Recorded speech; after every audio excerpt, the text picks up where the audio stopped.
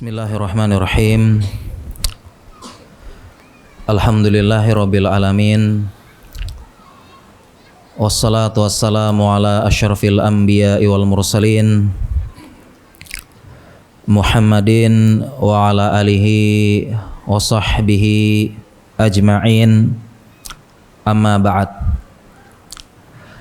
Para jamaah sekalian, kaum muslimin dan muslimat yang semoga dirahmati dan disayangi oleh Allah Jalla Jalaluh. Assalamualaikum warahmatullahi wabarakatuh. Alhamdulillah, segala puja dan puji kepada Allah. Salawat dan salam kepada suri teladan kita Nabi Muhammad sallallahu alaihi wasallam. Para jamaah sekalian, insyaallah tema kita malam ini sukses dunia dan akhirat. Tema ini kita angkat para jamaah sekalian karena umumnya tabiatnya manusia hanya ingin sukses di dunia saja. Itu tabiat kita. Kalau kita tanya mindset manusia, bahkan kaum muslimin, yang dia pikirkan tentang sukses hanya sampai menikmati masa tua yang bahagia. Bagaimana dari masa bangku sekolah sukses, nilainya tinggi, ranking 1, juara, kuliah juga demikian, bagaimana IPK-nya tinggi, cum laude atau katanya kemelut bisa ya, lebih ya, kemelut ya.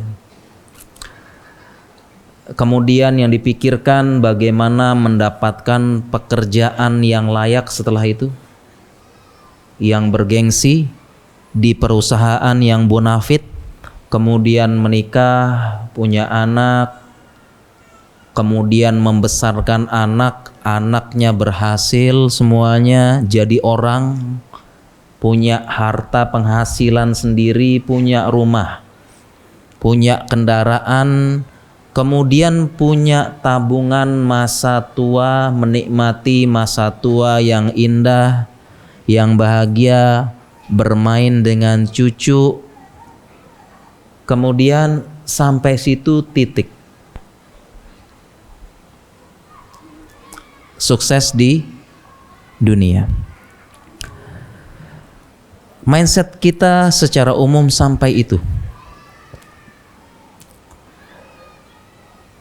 Banyak yang mengatakan orang-orang sukses gitu ya, orang yang memikirkan masa depan.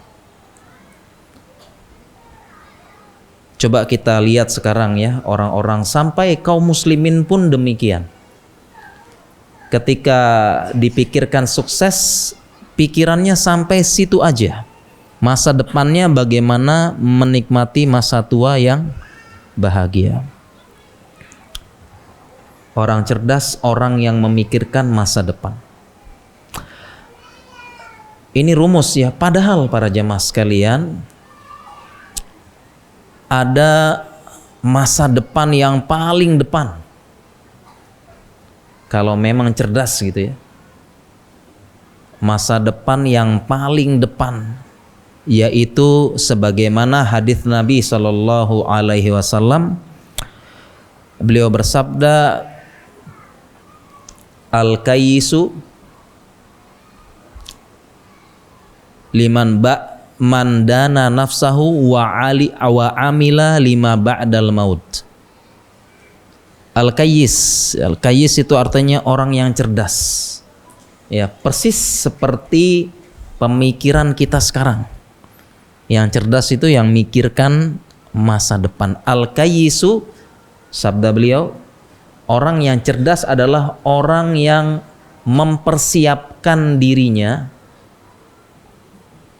dan beramal untuk kehidupan setelah kematian. Sehingga ini yang mungkin kita lupakan, para jamaah sekalian, masa depan yang paling depan, yaitu kehidupan setelah kematian.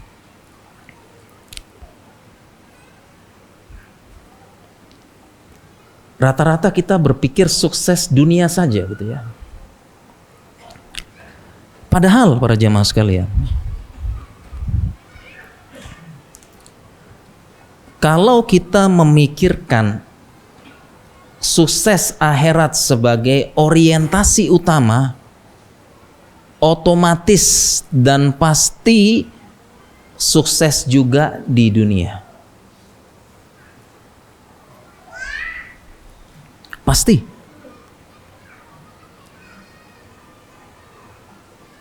Dan nanti kita contohkan siapa-siapa saja. Jadi mulai saat ini kita mengganti orientasi tersebut. Kalau kita sukses akhirat, dunia pasti mengikuti. Mengapa demikian? Dari sekian banyak sebab. Sebab-sebabnya dari sekian yang banyak, ternyata orientasi akhirat tersebut terlalu banyak yang mendorong ke arah sukses dunia. Kita sebutkan aja, nanti kita bahas. Pertama, memanfaatkan waktu sebisa mungkin. Bekerja keras, membantu sesama, menolong, amanah, tepat waktu. Semua adalah orientasi akhirat. Akhirat ini orientasinya.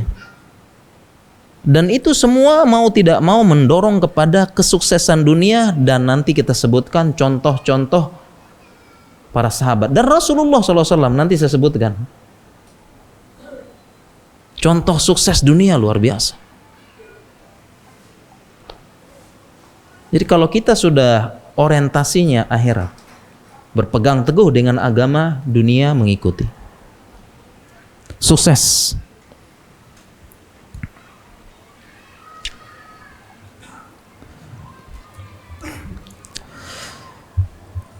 Oleh karena itu para jamaah sekalian, para ulama kita ya, para ulama sampai mengatakan lau ya'lamul muluku wa abna'ul muluk. Sekiranya raja itu dan anak-anak raja itu mengetahui manahnu fihi, kebahagiaan yang sedang kami rasakan. Katanya ulama, kalau raja dan anak-anak raja tahu kebahagiaan yang sedang kami rasakan ini karena orientasi kita akhirat, la jaliduna alaihi bisaf. Sungguh raja-raja tersebut akan merampas kebahagiaan kami dengan pedang dan cambuk.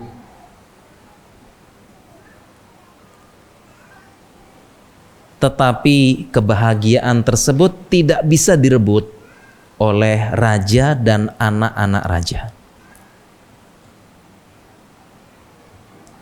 Di sini keadilan Allah Subhanahu wa taala. Kebahagiaan adalah berorientasi akhirat, yang letaknya di hati.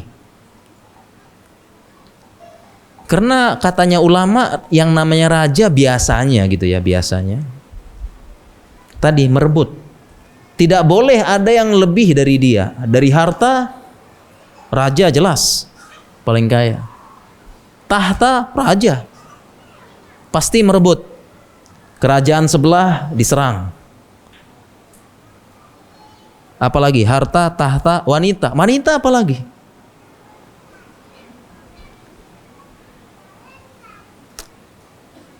Ada tidak yang jelek istrinya raja? Nggak ada. Anak raja. Kalau tahu direbut sama, tapi ini nggak bisa. Keadilan Allah ya. kebahagiaan di situ.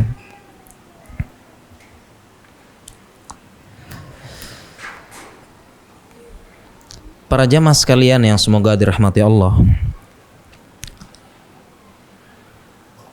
sukses akhirat, dunia akan mengikuti. Di sini saya menulis, di catatan saya tulis beberapa sebab-sebabnya. Mudahan malam ini bisa kita bahas sampai selesai nih. Saya sebutkan kunci utamanya dulu dari sekian poin-poin.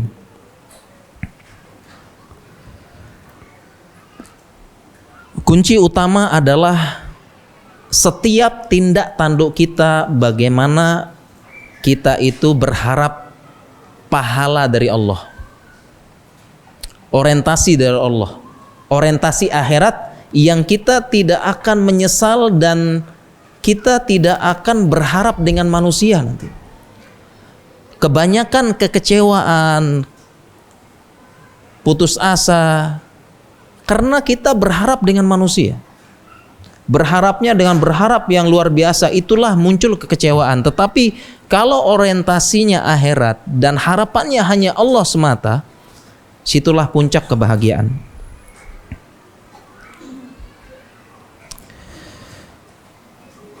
Rasulullah Shallallahu Alaihi Wasallam bersabda, wa man kanat al akhiratu niyatahu, barang siapa akhirat itu niatnya, orientasi akhirat, jamallahu lahu amrohu, Allah akan kumpulkan semuanya urusan-urusannya,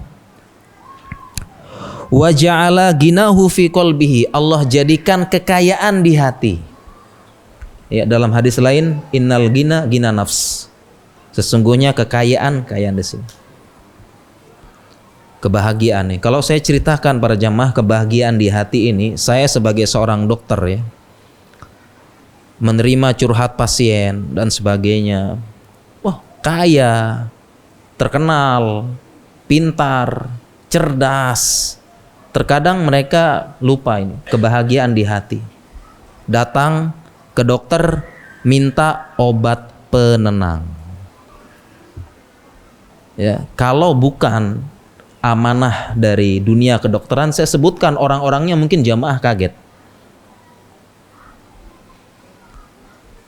Di TV, di podium, di tempat, di surat kabar muncul gagah, pidato, hebat, kuat, tampil, orang melihat, ke dokter minta penenang.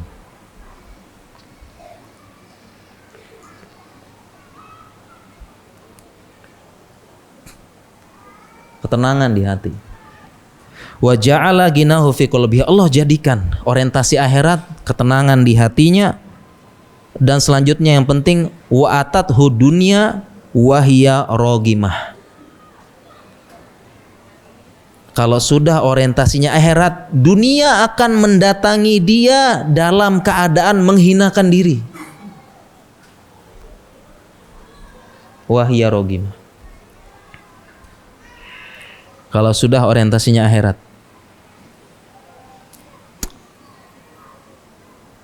Dunia yang datang nanti kepada dia min haitsu la yahtasib, dari arah yang tidak disangka-sangka, datang kepada dia dalam keadaan menghinakan diri dunia tersebut.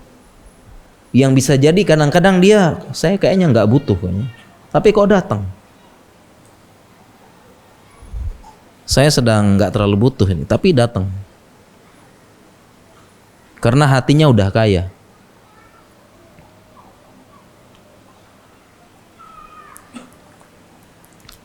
Berbeda dengan yang lain. Kalau terbalik, orientasinya dunia, dia yang menghamba dan menghinakan diri kepada dunia, disebutkan dalam hadis yang lain, ta'isa abdud dinar, ta'isa abdud dirham. Celaka hamba dunia, celaka hamba dirham, celaka hamba dinar. Dia menghamba kepada uang. Kenapa disebut menghamba para jemaah? Disebut menghamba atau bahasa kasarnya mohon maaf, budaknya uang. Karena uang tersebut menyuruh dia, memperbudak dia. Kamu kerja cari saya. Dari Senin sampai Jumat cari. Kemudian diperintahkan lagi oleh uang, nggak cukup. Nggak cukup. Kamu kerja yang keras lagi. Hari Sabtu tambah lagi lembur. Nggak cukup. Ini uang yang perintahkan ini. Diperbudak kita. Nggak cukup. Katanya uang. Cari lagi Ahad, lembur lagi.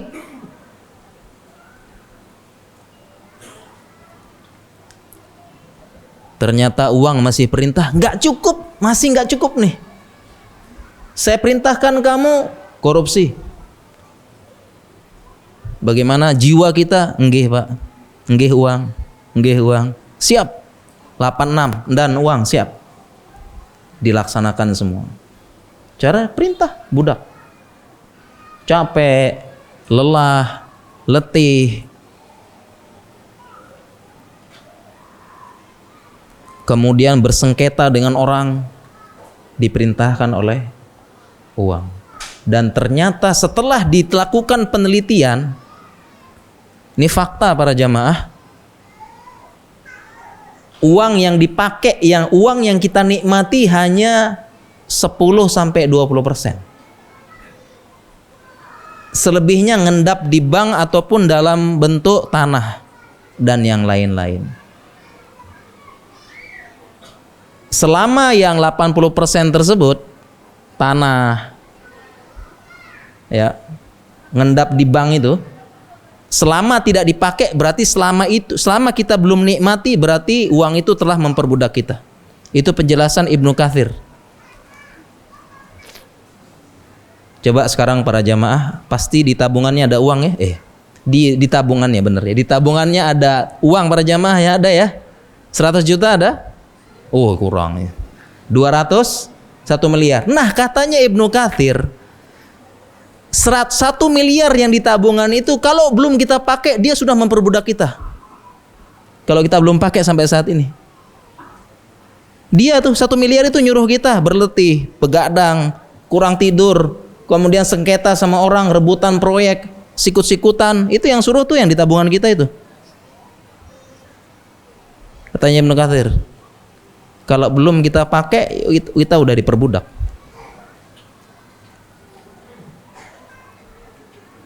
Nah, berbeda dengan yang namanya orientasi akhirat. Nah, ini beda orientasi.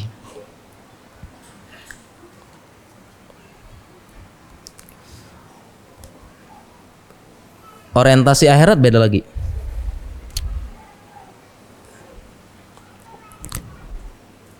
Saya cari uang buat bekerja. Orientasinya akhirat. Yang pertama saya cari uang ini, Allah perintahkan saya cari rezeki yang halal. Saya cari uang ini saya untuk memberikan nafkah kepada anak istri. Wa 'alal mauludi lahu rizquhunna wa kiswatuhunna bil ma'ruf. Allah perintahkan kewajiban ayah memberi makan dan memberi pakaian kepada keluarganya.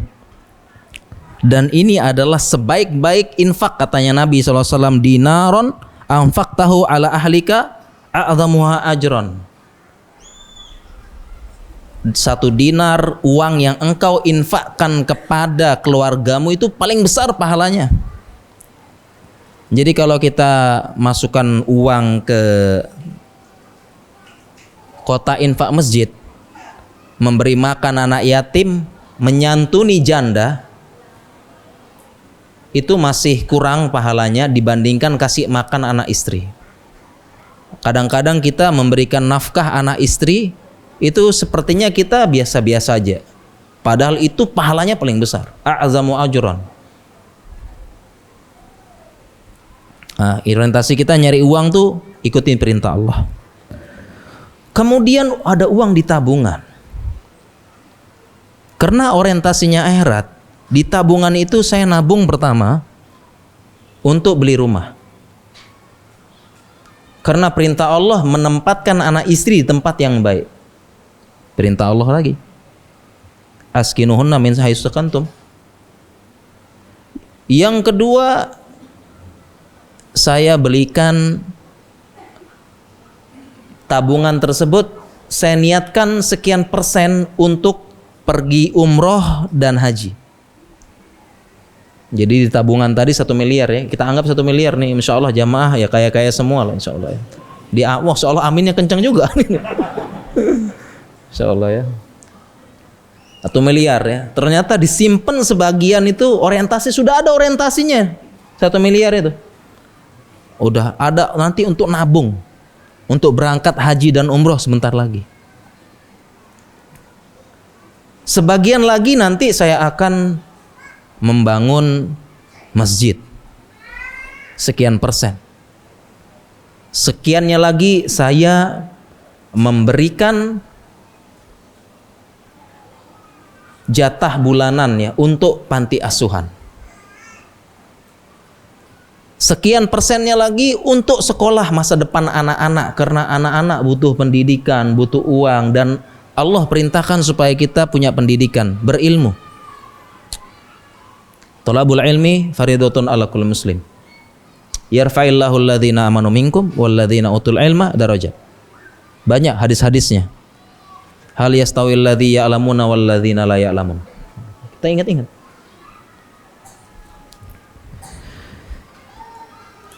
Sehingga para jamaah sekalian, itu bedanya. Sekilas sama, tetapi karena orientasi berbeda, insyaallah hasilnya berbeda.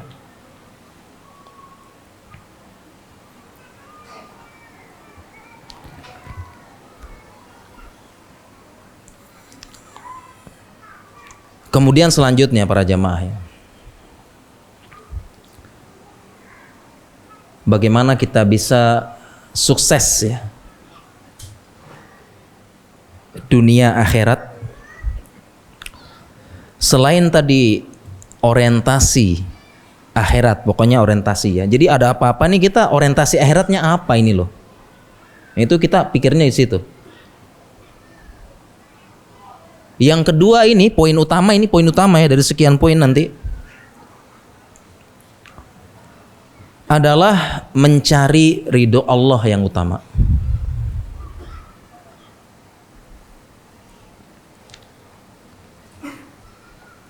Jadi ketika kita melakukan sesuatu, intinya ridho Allah sebisa mungkin. Walaupun pasti kita yang namanya jiwa lemah, qalbun dhaif, pasti nanti ada diselipi dengan pengen dipuji, pengen ria, pengen tampil, pengen hebat, pengen melesat. Tapi kita usahakan lurus terus ridho Allah. Pokoknya ridho Allah, pujian Allah. Dan pujian manusia nanti akan ngikutin. Bonus.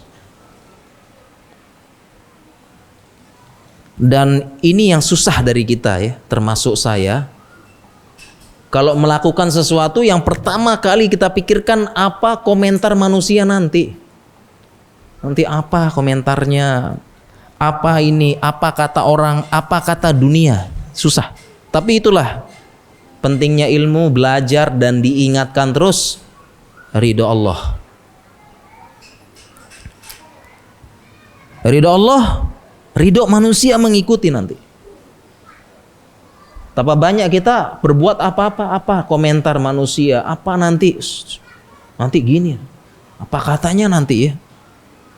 Kalau saya kasih hadiah ke dia pasti nanti senang. Nanti gini. Ada tetangga bantulah. Kenapa bantu tetangga? Nanti kalau kita repot tetangga juga bantu kita gitu ya. Pasti ada timbal balik manusia. Kenapa kasih hadiah? Kenapa berbuat baik sama ini? Ya nanti ada apa-apa kita kan butuh bantuan, dia juga bantu kita gitu kan. Nah, jarang, hanya Allah. Dan itulah sumber kekecewaan. Sudah bantu manusia, sudah bantu temen ya. Kan harapan kita apa? Ridho dia. Suatu saat kita susah dia bantu. Ternyata kita bantu, kita apa? Ternyata dia lupa diri. Sakit nggak jemaah? Sakit. Kecewa ini. Nih, contoh. Kecewa banget, kurang ajar, nggak tahu diri, sudah dibantu, noleh pun nggak sekarang, ya Allah. Gitu. Tapi berbeda kalau ridho Allah. Kenapa bantu dia? Ridho Allah yang suruh saya. Bantu manusia. Menolong. Man yassara musliman, barang siapa yang memudahkan urusan muslimin, Allah akan yassarahullah. Allah akan berikan kemudahan. Man nafasa kurbatan, barang siapa yang melepas kesusahan seorang mukmin, udah dia bantu, ya nanti udah Allah, ridho Allah, nanti Allah yang bantu saya. Dia mau bantu nggak bantu terserah. Kalau begini kira-kira sakit hati nggak Pak Jamaah? Enggak, tapi ini yang susah, ini susah ini. Di mana-mana kita ya susah, ridho Allah saja susah. Susah ini. Tapi disitulah namanya belajar kita meluruskan. Banyak kecewa-kecewa itu muncul dari situ. Kecewa, sakit hati, sedih, depresi, kemudian kesusahan, gundah, gulana karena berharap dengan manusia. Semuanya begitu. Kecewa. Dan ini sesuai dengan sabda Nabi SAW, manil tamasa ridallah bisukhtin nas kafallahu mu'natan nas.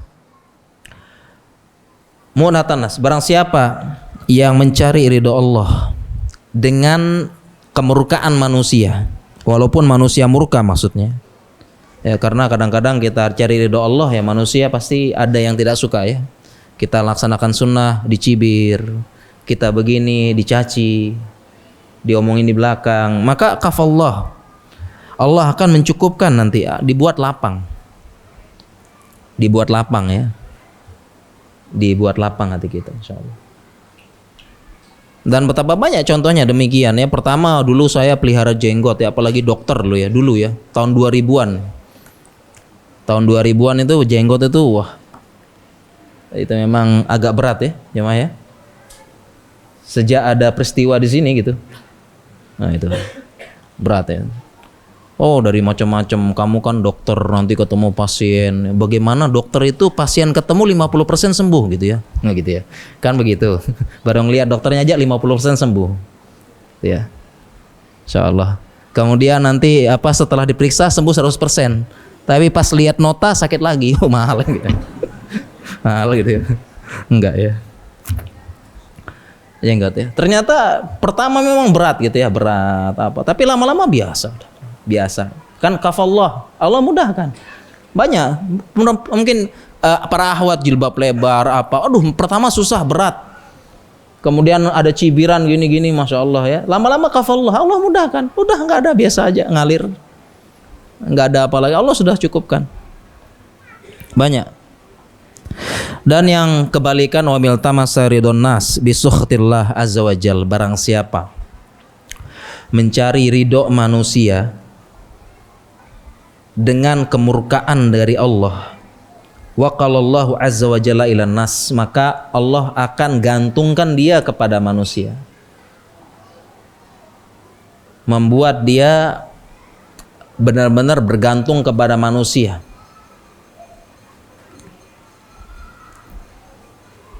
Saya kasih contoh. Pernah dengar tidak jamaah ya, artis luar negeri, penyanyi terkenal, laki-laki ganteng, terkenal, kaya, fansnya banyak, sampai di puncak karir, tiba-tiba kita dikagetkan dengan berita apa?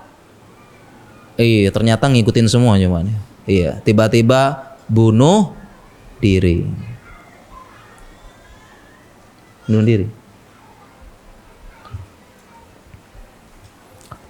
Dan tadi yang sebagaimana saya sampaikan tadi ya, orang-orang hebat muncul di TV kadang-kadang, tapi ke dokter minta penenang atau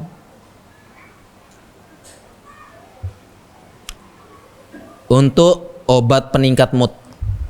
Jadi sebelum tampil tuh wajib tuh obat peningkat mood supaya berapi-api, semangat. Setelah itu udah goyang, bunuh diri. Persis ya. Kalau tampil memukau, semua pengen jadi dia. Setelah itu habis, bunuh diri. Datang stres. Kenapa? Karena ridhonya manusia. Bagaimana manusia senang, manusia happy, manusia ini tekanannya berat.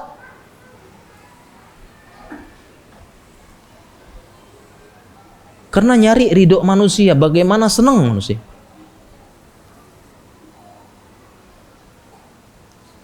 Dunia entertainment, menghibur manusia, pokoknya manusia happy gitu ya, senang semuanya. Sebelum manggung perlu obat. Saya bertemu dengan mantan sutradara, mantan artis, dan mereka mengakui. Kenapa? Karena ingin membuat manusia ridho terus, senang terus. Padahal banyak masalah. Bagaimana tampil senang, menghibur apa? Obat.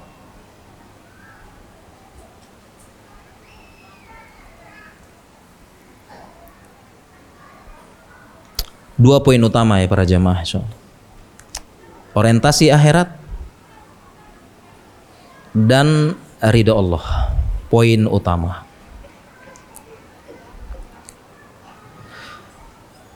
Kemudian poin-poin selanjutnya. Bagaimana kita bisa sukses dunia akhirat. Tadi poin utamanya pokoknya orientasi akhirat dulu. Pasti dunia sukses. Insyaallah.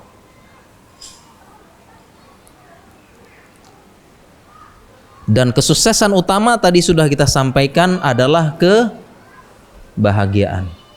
Yang lain ngikuti ya, bahagia sambil kaya, bahagia sambil jabatan, bahagia dengan pasangan yang cantik. Insyaallah. Ada beberapa poin saya bacakan para jamaah, kalau waktunya cukup insyaallah kita bahas pelan-pelan. Poin selanjutnya, sukses dunia akhirat. Pertama, poin ini tambahan berarti ya. Ketiga berarti. Tambahan ketiga, kita contoh Nabi SAW, para sahabat dan orang-orang sukses terdahulu. Poin ketiga, kita contoh mereka, baca sirah mereka ini sukses dunia akhirat.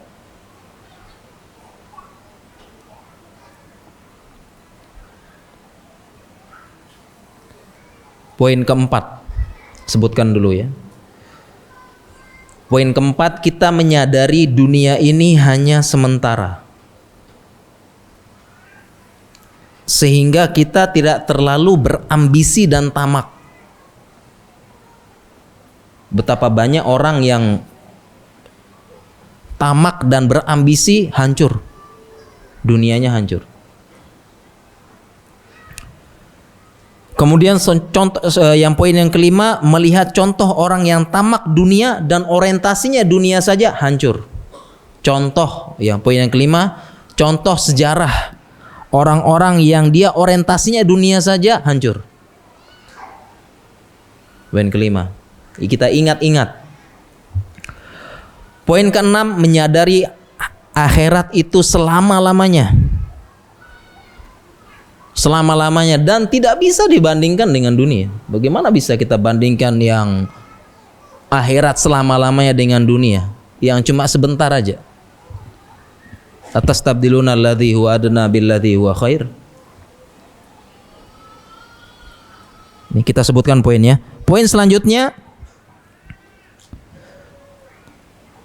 kerja keras, semangat dan membuang jauh rasa malas mengantarkan sukses.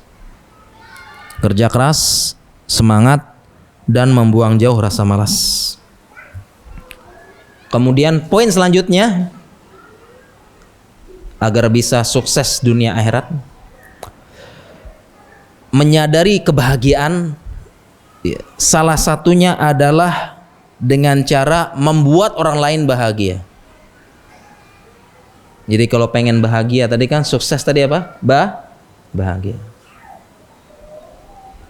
Kalau ingin kita bahagia, buat orang lain bahagia. Kata bahasanya orang-orang itu adalah berbagi kebahagiaan, karena yang namanya bahagia tidak akan habis dibagi kalau uang habis. Dan memberikan manfaat bagi manusia, masyarakat, dan agama. Poin ketujuh ini yang banyak kita lupakan dan yang paling berat. Saya pun sedang berusaha, yaitu kalau ingin bahagia, bahagiakan orang lain. Dan ini ada hadisnya, ada tuntunannya dalam syariat.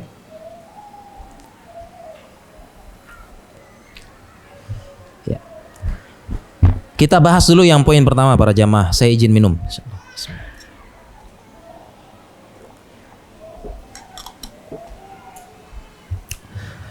Ya. Poin yang ketiga ini ya kita bahas, yaitu mencontoh Nabi dan para sahabat. Nabi SAW, para sahabat dan ulama-ulama kita itu contoh yang sukses dunia dan akhirat.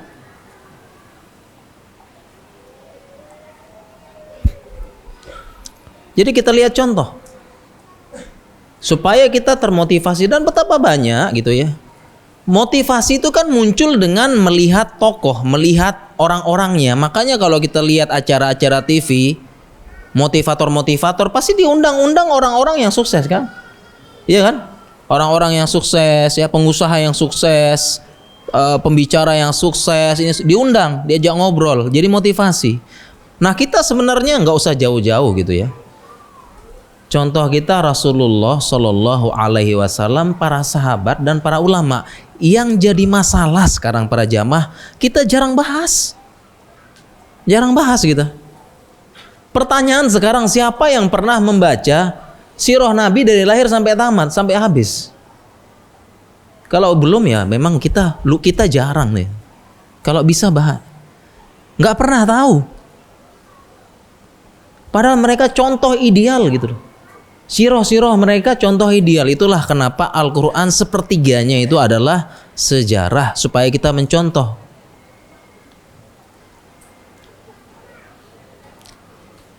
Nabi SAW itu sukses. Laqad kana lakum fi Rasulillah uswatun hasanah liman kana yarjullaha wal yawmal akhir. Sungguh pada Nabi SAW teladan. Banyak yang bilang teladan saya Nabi SAW, tapi tidak melihat sirah perjalanan gimana suksesnya. Kita sebutkan secara ringkas jamaah suksesnya beliau. Sukses dunia akhirat. Yang pertama, sukses sebagai suami.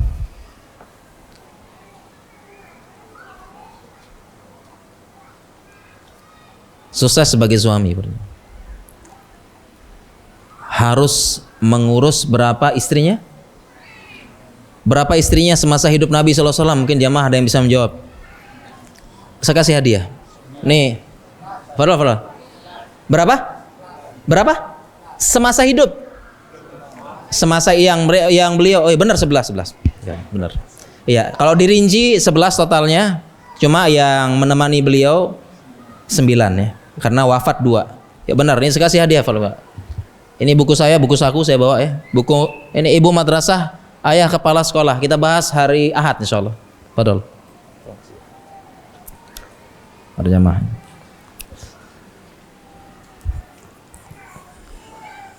Sembilan istri ya bersama beliau. Kira-kira ngurus 9 istri itu gampang atau susah pertanyaan? Tanya dulu nih. Coba kita tanya yang satu dulu nih. Gimana?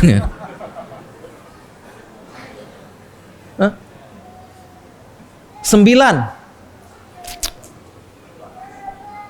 Makanya para jamaah itu kalau akad nikah gitu ya, Ini kan satu istri ya. Kalau akad nikah jangan bilang saya terima ini gini ya, saya terima gitu. Saya terima nikahnya, bukan itu. Ditambah saya terima cerewetnya, saya terima manjanya, saya terima ngambeknya, saya terima marahnya, saya terima semua itu. Lengkap itu ya. Baru satu jamaah. Apalagi 9 semuanya ridho kepada Nabi SAW. Sukses. Satu aja sudah bisa bagi waktu enggak jamaah ini? 9 sukses. Kemudian Nabi SAW sebagai seorang pimpinan, kalau zaman kita presiden, dia presiden, pemimpin saat itu. Kemudian Nabi SAW juga sebagai panglima TNI tertinggi, yang ngurusin perang, menyiapkan syariah, memimpin langsung peperangan. Dan hampir setiap tahun ada peperangan dalam sejarah. Kalau tidak syariah mengirim pasukan ditentukan. Dan Nabi SAW sekaligus sebagai mahkamah agung tertinggi alias kodi tertinggi. Ada masalah, sahabat datang kepada Nabi SAW minta diputuskan perkara. Sukses dunia akhirat.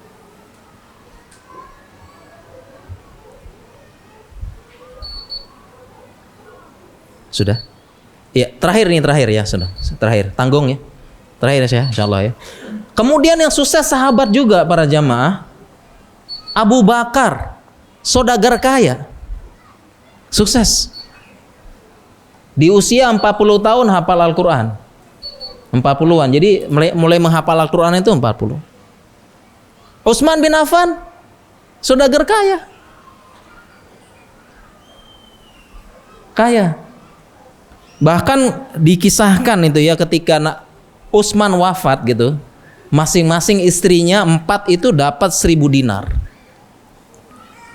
Ya ini kalau tidak salah seingat saya ya, nanti diluruskan. Jadi kalau kita ilmu waris, kalau punya anak, istri dapat 1/8. Istri dapat 1/8 ya. Dan ini 4 berarti dikalikan berarti. Ya 4 ya, 4.000 dikalikan 1/8, berarti itu harta kekayaan Utsman. Kurang lebih dinar. Luar biasa. Abdurrahman bin Auf, ini lebih kaya lagi. Sukses. Ya, kita lihat contoh-contoh. Mungkin demikian para jamaah. Kita lanjut ya setelah habis asar. Habis sholat maghrib kita lanjutkan sebentar para jamaah insyaallah. Ya. Oh iya insyaallah. Aisyah gitu ya. Ya, kita lanjutkan setelah Aisyah. Ya, kita tutup dulu. Subhanakallah bihamdika asyhadu an la ilaha illa anta astaghfiruka wa atubu ilaik. Assalamualaikum warahmatullahi wabarakatuh. Bismillahirrahmanirrahim. Alhamdulillahirabbil alamin wassalatu wassalamu ala Rasulillah. Baik para jemaah sekalian, kaum muslimin dan muslimat yang semoga dirahmati Allah, kita lanjutkan sedikit materi kita dan semoga di lain kesempatan kita bahas poin-poin tersebut, tetapi saya bahas poinnya saja ya, ringkasan. Sukses dunia dan akhirat. Jadi intinya kesuksesan tersebut para jamaah sekalian adalah kebahagiaan. Itu sukses ya. Jadi dari semua itu bagaimana kita sukses menghadapi dunia, yaitu bahagia di dunia ini dengan kekayaan hati, qanaah serta ridho dengan takdir Allah. Itu sukses apapun keadaannya, yang kaya, yang miskin, pejabat, jelata. Kalau kita bahagia, ridho, qanaah, itulah sukses yang sesungguhnya. Dan tidak menghalangi, yang namanya kesuksesan akhirat tidak pernah menghalangi untuk bisa sukses di dunia. Jadi jangan sampai ada mindset kita kalau sudah orang tersebut orientasinya agama, akhirat, yang terpikirkan miskin, terbelakang, tidak tahu teknologi, dunianya seadanya, enggak. Ini mindset yang kurang tepat. Kita sebutkan tadi orang paling mulia setelah Rasulullah Shallallahu Alaihi Wasallam, Abu Bakar kaya. Jadi orang yang paling mulia setelah Rasulullah Shallallahu Alaihi Wasallam dari umat ini Abu Bakar, yang dalam hadis disebutkan kalau ditimbang imannya Abu Bakar dengan sahabat yang lain ditambah gitu ya, masih berat Abu Bakar. Abu Bakar kaya. Jadi jangan sampai ada mindset kalau sudah agama ya mulai ngaji, mulai pendekatan agama itu selalu miskin, selalu terbelakang, yang kepikirannya atau yang kita mungkin pernah dulu ya. Artinya sempat dulu ada gini, jadi kalau nggak bisa masuk sekolah negeri, nggak bisa masuk sekolah swasta, udah mondok aja dah. Mondok aja sudah. Pilihan paling bontot, pilihan paling terakhir dah. Ibaratnya pondok itu buangan. Masih nggak ada seperti itu jemaah. Kalau dulu iya, dulu saya dengar sendiri. Ya, nanti nak kalau nggak bisa negeri, nggak bisa swasta, udah pondok aja sudah. Seolah-olah ya itulah pikirannya yang salah, tidak tepat. Sukses dunia akhirat insyaallah ya.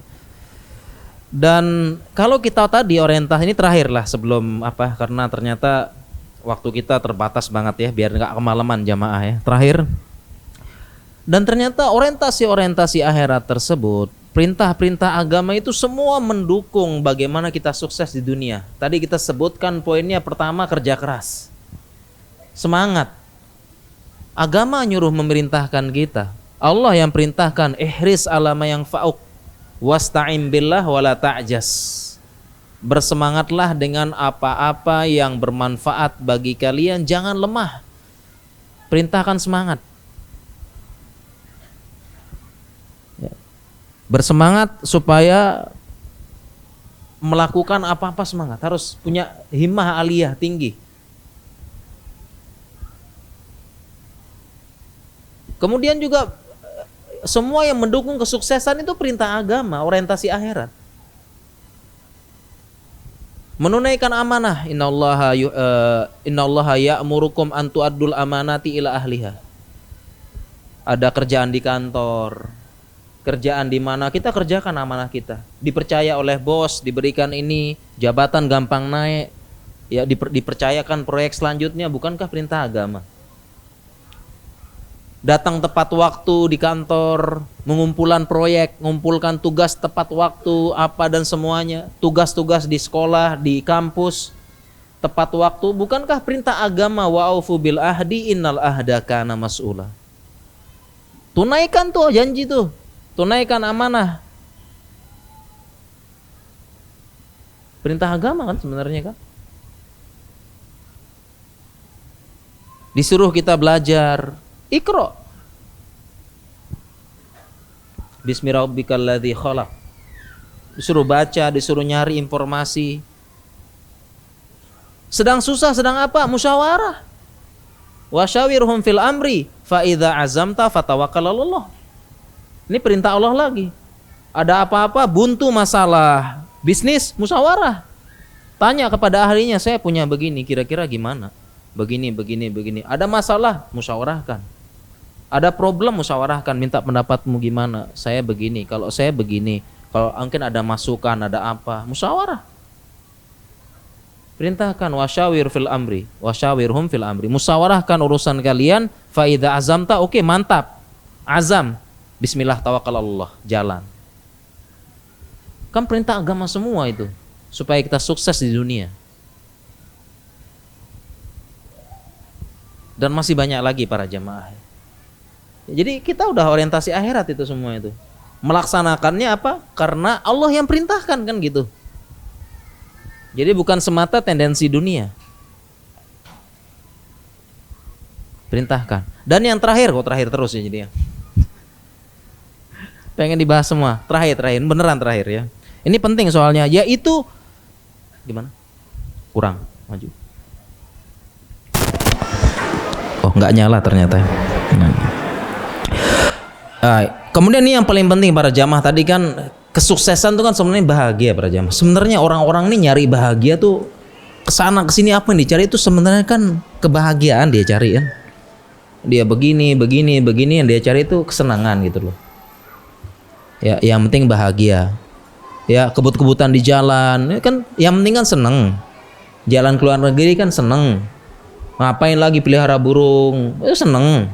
Main bola kan seneng. Apa semuanya pengen bahagia. Nah, tapi ada sesuatu yang ini juga orientasi akhirat ya. Allah perintahkan ridho Allah, dapat pahala di akhirat yang kita harus latih nih jamaah. Termasuk saya sedang latih ini, berat soalnya. Yaitu bahagia karena membuat orang lain bahagia. Dilatih banget ini. Karena Rasulullah SAW bersabda, afdolul a'mal, afdol amal yang paling baik salah satunya adalah antudhila ala ahika al muslim sururo. Engkau memasukkan kebahagiaan dalam hati seorang muslim. Jadi salah satu sumber kebahagiaan itu kita membuat orang lain bahagia. Entah itu dengan kata-kata yang bagus, dengan penyambutan yang bagus, dengan berusaha membantu, tutur kata, sikap, kemudian kita mendukung, kita membahagiakan, kita membuat dia lapang. Kemudian setelah tahu dia bahagia, kita ikut bahagia. Nah, ini kebahagiaan yang luar biasa.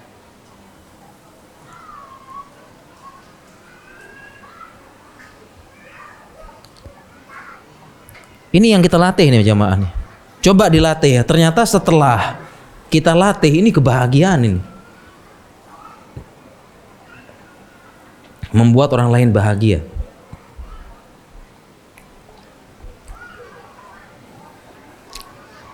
Contoh misalnya ya. Contoh sederhana mungkin misalnya ada orang bertamu ke rumah kita ya. Bertamu ke rumah kita. Nah, kemudian selama dia bertamu itu kan kita ngelayani sebenarnya kan. Kita ambilin apa namanya? Ambilin makan ya. Silakan duduk, silakan. Yuk. Kamu mau makan apa? Makan yuk saya ambilin. Kan kita ngelayani itu loh. Seolah-olah pelayan gitu ya. Apa iya? Makan apa? Oh iya ntar saya ambilin. Apa kopi atau teh? Oh iya saya buatin. Sisa gimana? Gimana? Kurang gula? Enggak. Oh iya saya tambah gulanya gini. Itu kan kita ngelayani sebenarnya ya. Ngelayani seperti waiters gitu kan, ngelayani. Tapi karena kita tahu tamu kita senang, kita layani, kita juga ikut senang. Kita juga ikut senang. Dan kita bahagia. Gimana? Nyaman kan, enak? Oh ya Masya Allah, senang. Apalagi kalau dia baru jadi latihan jadi barista, Masya Allah. Gimana? Kopi yang mana? Robusta atau ini? Masya Allah. Yang asinnya senang atau gimana? Oh iya dia senang ya. Terus ketika dia coba tamunya, gimana? Enak, dia senang. Padahal dia ngelayani, numbuk, dia ngapain, dia giniin. Tapi karena ketika tamunya, waduh ini belum pernah rasa kopi kayak begini, enak banget kayak gitu. Dia pun senang dia, Masya Allah. Padahal dia ngelayani padahal lu. Ya, nah itu kebahagiaan para jamaah. Kebahagiaan. Kita membuat orang lain itu resep yang memang harus kita latih, berat emang. Kenapa? Karena secara manusia manusia itu bagaimana dia bahagiakan dirinya dulu, baru orang lain. Makanya puncak akhlak Islami seseorang adalah mendahulukan saudaranya daripada diri sendiri. Wa yu'thiruna ala anfusihim walau kana bihim khassasah. Itu puncaknya itu. Puncak dari akhlak. Yang kita susah sepertinya dan semoga dimudahkan nanti jemaah, dilatih terus. Itu para sahabat seperti itu. Pujian langsung turun dari Allah Subhanahu wa taala. Wa yu'thiruna ala anfusihim walau kana bihim khassasah, yaitu orang Ansor yang membantu Muhajirin sampai mengorbankan harta mereka demi membantu Muhajir. Kita latih para jamaah ya, dan semoga kita dimudahkan. Saya pun sedang demikian ya. Kita coba bantu orang. Pas kita bantu dia senang, kita pun senang. Kita mudahkan urusan orang. Kok setelah itu dia senang, kita pun senang. Ya, bantu sebagainya. Ya. Makanya kalau kita pernah ya menjadi relawan itu ya, ada relawan banjir, relawan bencana alam. relawan apa. Kita memang capek fisik kita, tetapi ternyata senang ya bantu mereka itu. Senang lihat mereka senang, mereka hilang sedihnya, terangkat dukanya dan sebagainya. Kita senang kebahagiaan. Ini kunci yang mungkin selama ini kita lupa, dan itu ternyata ada dalam ajaran agama Islam. Insyaallah. Baik para jamaah sekalian dirahmati Allah Subhanahu wa taala, mungkin demikian ya materi yang bisa kita sampaikan pada malam hari ini, dan besok sepertinya temanya masih deket-deket ya. Besok subuh temanya adalah mau jadi ulama atau saintis. Ya ini sama juga nih, dunia akhirat juga ya. Besok subuh insya Allah kita bahas. Jadi ulama atau jadi saintis. Pengen jadi ini ya. Insya Allah. Iya baik para jamaah, ini ada pertanyaan ya. Gak usah banyak-banyak jamaah, udah malam. Insya Allah. Pertanyaan, bagaimana hukumnya mengajak anak kecil ke kajian sedangkan anak-anak ribut? Masya Allah ya. Apakah orang tuanya berdosa sedangkan orang bilang gak apa-apa, namanya juga masih anak kecil gitu ya. Ini berarti persis hukumnya mengajak anak sholat ke masjid ya dan sebagainya. Hukumnya boleh-boleh saja, malah dianjurkan asalkan dijaga gitu aja. Sama kayak hukum mengajak sholat anak ke masjid, boleh diajak asalkan anak-anaknya dijaga. Bahkan dianjurkan mengenalkan masjid, suasana kajian.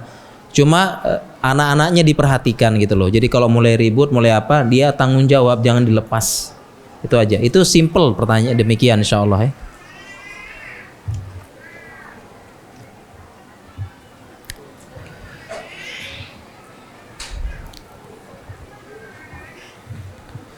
Iya, bertanya dalam muamalah sesama tetangga, kita niatkan orientasi akhirat, melaksanakan sesama muslim sesuai syariat, tetapi qadarullah balasan tetangga setiap salam nggak dijawab, setiap disenyumin malah judes gitu ya.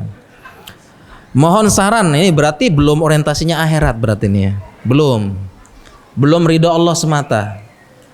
Ya, jadi kalau ridho Allah semata, tidak berharap balasan manusia. Makanya itu ya, tadi sukses dunia ini, sukses dunia akhirat dunia itu benar-benar dilatih jamaah ya. Dilatih gitu ya. Dilatih. Karena kebanyakan kita itu pasti ada harapan manusianya gitu pasti ya. Mau ngapain pasti ada ya. Berharap dengan manusia, mau kerja berharap dapat gaji, dapat bonus, nggak dapat kecewa. Kemudian berbuat baik berharap misalnya begini ya, sama kayak tadi kan kita bantu tetangga ya, kapan-kapan kalau kita ada apa-apa kan tetangga bantu kan gitu ya. Ya baik sama temen ya, nanti ada apa-apa saya susah kan tinggal dia nanti bantu saya gitu. Itu semuanya berarti belum orientasi akhirat.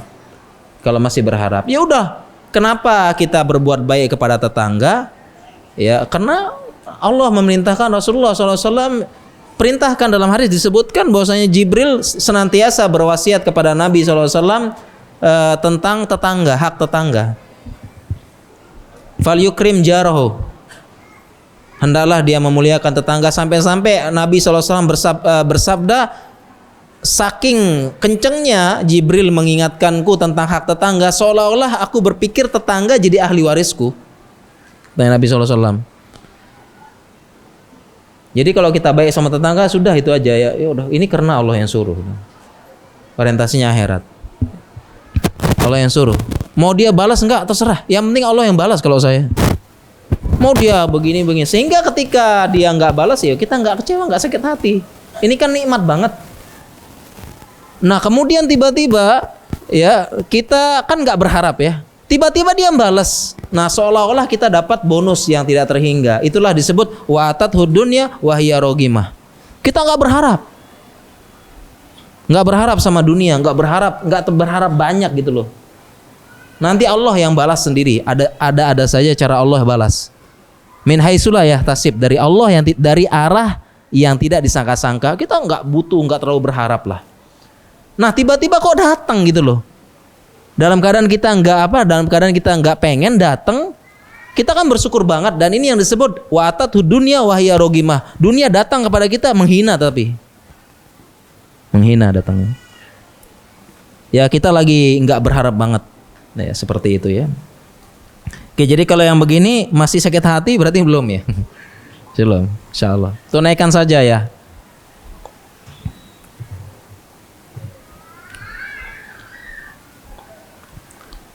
Ya, apakah boleh menabung emas batangan untuk haji dan umroh?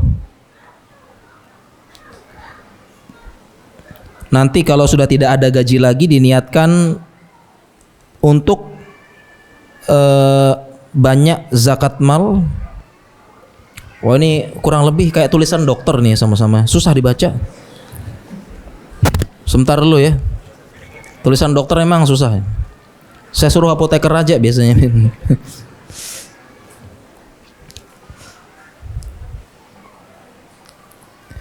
Ya, mengingat zakat mal nilainya selalu oh jadi inti poinnya ya. Poinnya ini pengen menabung emas batangan, niatnya orientasi akhirat gitu ya. Untuk haji dan umroh. Ya, karena kalau zakat mal nilainya selalu bertambah. Ya, dan kalau nabung ada bunganya di bank syariah begitu ya. Jadi intinya pengen nabung emas batangan. Sebenarnya ya boleh ya nabung untuk orientasi akhirat, haji dan umroh. Ya cuma sama aja sebenarnya ya. Kalau kita nabung emas juga itu juga ada zakatnya juga ya. Ada zakatnya juga. Emas juga ada zakatnya kalau sudah sampai nisab. Sudah sampai nisabnya ya. Sudah ada ya 20 dinar berarti sekitar 85 gram. Itu kalau nisab untuk emas. Ya jadi sama aja ya, kita nabung uang, nabung emas juga sama. Ya karena di zaman Nabi SAW uang itu kenapa dimasukkan sebagai zakat mal, karena dia seperti emas dan perak di zaman Rasulullah SAW. Yaitu pertama benda mulia, yang kedua untuk alat tukar. Ya seperti ini. Jadi sama aja ya, mau tabung emas, tabung ini sama aja, yang penting terserah mau pakai emas batangan, pakai uang tunai, tidak apa-apa, yang penting itu dibayar zakatnya. Dibayar zakatnya. Dan mungkin berpikir begini ya, kalau tabung emas itu kan naik terus harganya ya. Itu boleh. Asalkan pertama, emasnya itu disimpan sendiri. Disimpan ya. Kenapa? Karena kalau disimpan di mana? Disimpan misalnya kayak di bank dan sebagainya, yaitu kan transaksinya harus ya dan biadin ya, nggak boleh fiktif, harus ya dan biadin. Dan selebihnya nanti kita akan bahas ya, ini pembahasan fikih yang lumayan. Jadi ada beberapa kendala ya, aturan syariat kalau pengen nabung emas gitu ya. Dan nggak boleh beli online juga, nggak boleh, harus ya dan biadin. Karena termasuk 6 barang ribawi. Ya. Nanti pembahasan fikih. Tapi intinya begitu ya, intinya yang penting bayar zakat, terserah ya. Saya punya kebiasaan beristighfar sebelum tidur, apakah termasuk yang tidak ada ajarannya dalam syariat Islam? Ini nggak apa-apa. Istighfar sebelum tidur nggak apa-apa, karena yang namanya zikir itu ada dua, zikir dan doa. Pertama ada zikir mutlak. Ya, dan zikir muqayyad. Kalau zikir muqayyad, zikir yang muqayyad, tertakyid, yang dikaitkan dengan waktu, tempat, keadaan dan sifat. Kalau seperti ini harus ada hadisnya, harus ada dalilnya. Itu nama zikir muqayyad, doa muqayyad. Contoh misalnya doa setelah azan, berarti setelah azan aja kita baca. Dan lafaznya sesuai yang diajarkan Nabi SAW. Ya. Kemudian juga ketika kita bersin gitu ya, alhamdulillah gitu kan. Nah, kita baca alhamdulillah setelah zikir, dan bacanya alhamdulillah doang. Bagaimana kalau kita alhamdulillah rabbil alamin, ar-rahmanir-rahim, maliki yaumiddin, boleh enggak gitu kan? Boleh enggak dah? Enggak boleh. Enggak boleh ya. Bukannya bagus, enggak boleh. Itu namanya muqayyad, sesuai dengan waktu, sifat dan tempat. Dan berarti batasannya itu aja berarti yang diajarkan oleh Nabi. Itu muqayyad. Demikian juga sebelum tidur banyak zikir-zikir, wirid sebelum tidur. Banyak. Ya, kita baca terakhir surat Al-Baqarah, kita baca surat Al-Mulk, kemudian kita baca ayat kursi, kita baca Al-Muawwidzatain, kita baca. Ya, kita baca seperti itu. Ya, boleh. Nah, tetapi ada namanya mutlak. Kapanpun kita baca, terserah. Contohnya kita istighfar kapan pun boleh. Kapan boleh, terserah. Mau sekarang istighfar, mau begini istighfar, ingat dosa istighfar. Itu nama doa zikir mutlak. Ya, itu nama zikir mutlak. Ya, boleh. Ya, tetapi kalau yang muqayyad harus sesuai dengan Al-Qur'an, hadis, nasnya. Nggak boleh ditambah-tambah, nggak boleh dikurang-kurangi. Contohnya tadi habis kita Habis kita bersin, alhamdulillah saja. Cuma itu yang diajarkan. Nggak boleh tambah-tambah yang lain, ya. Nggak boleh dilengkapi Al-Fatihahnya. Bukannya makin bagus, makin lengkap Al-Fatihahnya. Ya, alhamdulillah alamin, Ar-Rahmanir-Rahim. Udah selesai belum? Saya mau bilang Yarhamukallah ini belum selesai. nunggu membalesnya gitu kan ya. Ya, jadi begitu ya para jamaah. Ringkasnya ada yang muqayyad. Ya, kalau muqayyad ini harus sesuai dengan Al-Quran, hadis, tata cara, waktu, sifatnya, lafaznya, cakupan, batasannya itu. Muqayyad. Tapi kalau mutlak boleh. Makanya kalau ditanya istighfar sebelum tidur, terserah, silakan. Ya, mungkin sebelum tidur ingat-ingat dosa, ingat apa, boleh. Ya, sebelum tidur mungkin, ya Allah, saya menjem ini, siapa tahu seharian saya banyak maksiat. Istighfar, nggak apa-apa. Kapanpun. Ya, demikian juga la ilaha illallah, itu kapanpun. Itu namanya zikir dan doa mutlak, kapanpun insya Allah. Seperti itu. Ya, boleh, baik ya. Mungkin habis ya pertanyaannya, insya Allah waktunya sudah ini juga. Ini saya bagi-bagi buku dulu ya. Masih ada buku ya. Ini buku-buku saku yang saya bawa ini. Ini gimana pertanyaannya? Saya bagiin aja ya. Bagiin atau gimana? Hah? Pertanyaan? Hah? Terserah gitu ya. Oke deh. Gimana cara bagiinnya nih? Hah? Oke, mungkin ini aja deh. Pertanyaan para jamaah sekalian ya. Ya, sebutkan tadi 3 sahabat yang kaya tadi dah, biar termotivasi kaya. Ya, Fatul depan. Abu Bakar, Utsman dengan Abu Bakar. Iya, alhamdulillah ini anak bagiin buku saku anak manajemen waktu belajar agama, insyaallah. Mudah-mudahan ya. Pertanyaan selanjutnya yang gampang-gampang aja ya, biar cepet nih. Kemudian selanjutnya, iya, bagaimana tadi cara utama sukses dunia akhirat? Nah, ya, itu. Iya? Iya, satu lagi? Iya, benar, paling terorientasi akhirat sama ridho Allah ya. Fadol ya. Udah nikah belum? Hah? Oh, belum ya. Tadi mau saya kasih ini masuk surga sekeluarga, nggak jadi. Ini aja deh, orang sakit lebih bahagia. Dia katanya banyak sakitnya. Enggak ya, ini aja lah insya Allah ya. Yang ini aja ya, masuk surga aja ya. Masuk surga sekeluarga ya, mudah-mudahan insya Allah. Dengan istri nanti, amin. Ya, kemudian ini bonus langsung aja deh ya, 3-3-nya nih. Ya, perhatiin pertanyaannya nih, insya Allah ya. Tolong dibantu dong. Pertanyaannya adalah ya, tolong dibantu ya, yang angkat tangan. Pertanyaan adalah, siapa yang mau buku ini? Oh iya,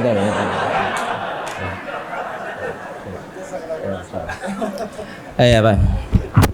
Makanya tadi minta bantuan tadi ya, pertanyaannya ya. Baik para jamaah sekalian rahmati Allah Subhanahu Wa Taala. Insya Allah kita masih ada 2 hari ya, insya Allah ya, kita akan ini berbagi ilmu. Kita cukupkan sampai di sini para jamaah sekalian. Kurang lebihnya mohon maaf. Mudah-mudahan kita bisa mengamalkan ilmu kita ya. Orientasi akhirat insyaallah dunia akan mengikuti. Kita akhiri subhanakallahumma bihamdika asyhadu alla ilaha illa anta astaghfiruka wa atubu ilaik. Wassalamualaikum warahmatullahi wabarakatuh.